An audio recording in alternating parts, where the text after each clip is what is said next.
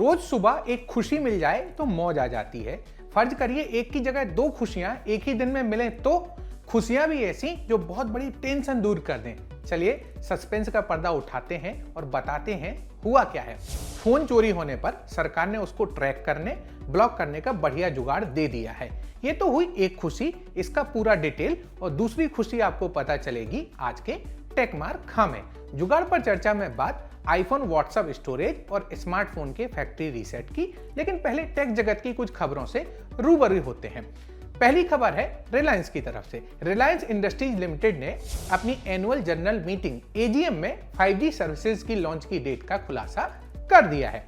Meeting में मुकेश अंबानी ने बताया कि 5G की शुरुआत दिवाली में 4 मेट्रो शहरों दिल्ली, मुंबई, चेन्नई और कोलकाता से होगी।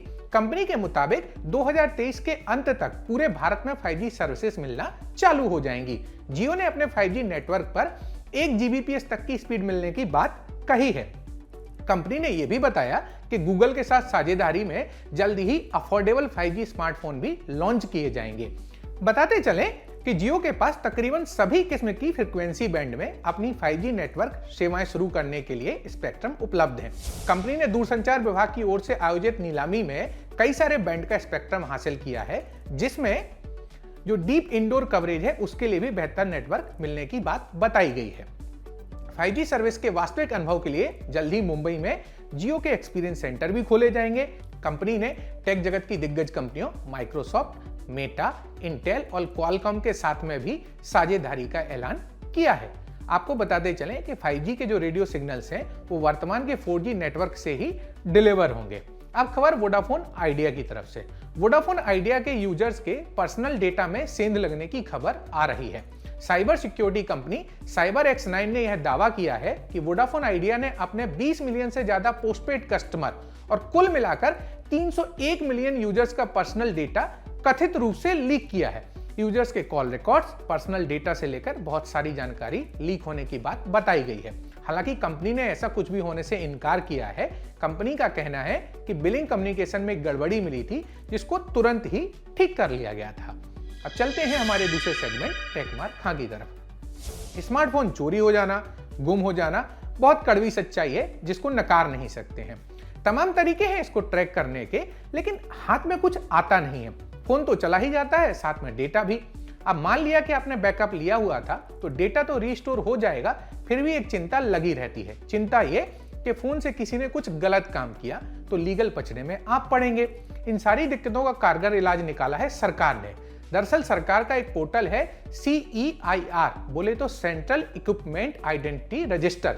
CEIR ने अपने पोर्टल को अपडेट किया है। ऐसे ऐसे फीचर्स दिए हैं कि मोबाइल चोरों की खैर नहीं। बस मोबाइल चोरी होने पर आपको नजदीकी पुलिस स्टेशन पर रपट दर्ज करानी है, उसके बाद बाकी ये काम पोर्टल कर देगा। और अच्छी बात यह है कि सारे काम आप खुद कर सकते हैं। एक एक कर जानते हैं कैसे मिलेगा आपका खोया हुआ स्मार्टफोन। सबसे पहले आपको जाना है स्क्रीन पर दिख रही वेबसाइट www.ceir.gov.in पर। यहां आपको होम पेज पर ही 3 विकल्प दिखाई देंगे। SMS से फोन का पता करना, अपना 15 अंकों का IMEI नंबर आपको मैसेज करना होगा 14422 पर। अगर आपकी शिकायत वाजिब हुई तो आपको ब्लैक लिस्टेड, डुप्लीकेट और ऑलरेडी इन यूज के ऑप्शन मिलेंगे। आप यहीं से अपना फोन ब्लॉक कर सकते हैं। हाँ, IMEI कैसे निकालते हैं वो आपको पता होगा।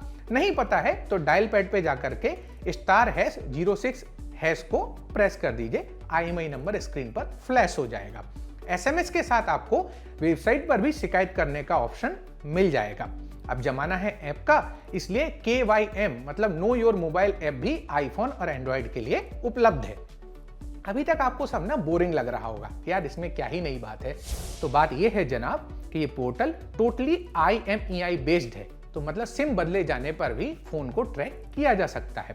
फायदा नंबर 2, अगर आप कोई सेकेंड हैंड मोबाइल ले रहे हैं तो उसका पता भी यहीं से चल जाएगा।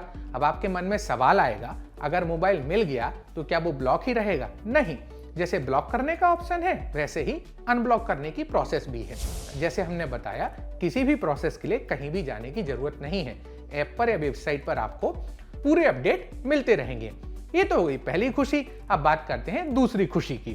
फोन चोरी हो जाए और उसका पता तुरंत चल जाए तो मिलने के चांस बढ़ जाते हैं। इसके लिए आपको हैमर सिक्योरिटी का एक ऐप डाउनलोड करना होगा। ऐप ने इंटरनेट पर गदर काट रखी है। ऐप डाउनलोड करने के बाद सेटअप करना बहुत आसान है। अब आपका फोन किसी ने चुराया तो सबसे पहले वो स्विच ऑफ करेगा। ये ऐप आपके स्मार्टफोन को डमी स्विच ऑफ करेगा, मतलब स्क्रीन पर लगेगा कि फोन स्विच ऑफ हो गया है, वास्तव में नहीं होगा। मतलब फोन हकीकत में स्विच ऑफ होने वाला ही नहीं है। चोर मोबाइल को फ्लाइट मोड में भी नहीं डाल पाएगा और इसके बाद जो ऐप है वो चोर की सेल्फी और उसकी लाइव लोकेशन ऐप में आपके इमरजेंसी कॉन्टेक्ट को भेज देगा। एंड्रॉयड यूजर्स के लिए ये बहुत काम का ऐप है, आप एक बार देख सकते हैं। जुगाड़ पर चर्चा में सवाल वरुण कात्याल का। वरुण आईफोन के व्हाट्सएप स्टोरेज से परेशान है। वरुण, सबसे पहले चैट्स में जाकर सेव टू कैमरा रोल को ऑफ कर दीजिए। अब मीडिया गैलरी में नहीं बल्कि व्हाट्सएप में सेव होगा। अब जब आपको जरूरत हो तब उस मीडिया पर क्लिक करिए और उसको अपनी गैलरी में सेव कर लीजिए। इसके बाद आ जाइए व्हाट्सएप पर। यहाँ मैनेज स्टोरेज में आपको बहुत सारे ऑप्शन दिखाई देंगे डिलीट करने के। लार्जर फाइल डिलीट करने से लेकर बहुत बार फॉरवर्ड हुई मैसेज और फाइल्स तक, चैट्स और ग्रुप के हिसाब से भी स्पेस को खाली किया जा सकता है। उम्मीद है इससे आपको अच्छा खासा स्पेस मिल जाएगा। जतिन मोय मंडल को स्मार्टफोन रीसेट करने के बारे में जानना है। जतिन, बहुत सही सवाल है, क्योंकि ये सच है कि कई बार नॉर्मल तरीके से फैक्ट्री रीसेट करने से भी डेटा क्लीन नहीं होता है। हमने इस प्रोसेस के बारे में स्टेप बाय स्टेप बात करी है, लिंक आपको डिस्क्रिप्शन में मिल जाएगी। तो ये था आज का हमारा लल्लन टेक शो। कैमरा संभाला है जतिन ने, मैं हूं सूर्यकांत। देखते रहिए लल्लन टॉप।